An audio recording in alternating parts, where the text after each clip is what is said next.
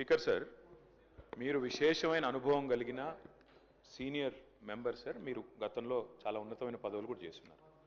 మేము సిన్సియర్గా మిమ్మల్ని ప్రార్థిస్తున్నాం సార్, దయచేసి రికార్డులు తెప్పియండి. ఎన్నిసార్లు ఇంటరప్షన్లు అయినాయి, ఎన్నిసార్లు మంత్రులు అంత అంత అంత ఎక్సైట్ అయ్యి మాట్లాడితే ఎట్లా సార్ మంత్రులు? Sir, the essence of democracy, దయచేసి కొత్త సభ్యులు కాంగ్రెస్ నుంచి 53 మంది ఉన్నారు.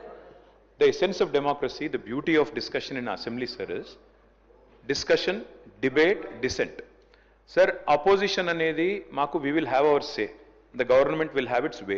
That is the essence of democracy. దయచేసి నేను వారిని మిమ్మల్ని కూడా కోరేది సార్, మంత్రులకి సంయమనం ఉండాలి, రిస్ట్రెయింట్ ఉండాల్సింది ట్రెజరీ బెంచెస్కి.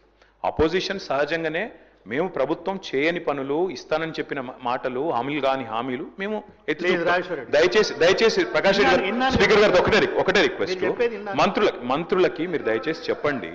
ఇప్పుడు మేము కూడా ప్రొవోక్ చేయాలనుకుంటే మేము కూడా మాట్లాడచ్చు సార్. మేము కూడా చెప్పొచ్చు 30% కమిషన్ అని వాళ్ళ ఎమ్మెల్యేలు అంటున్నారు, 20% కమిషన్ అని సెక్రటేరియట్ లో ధర్నాలు అవుతున్నాయి.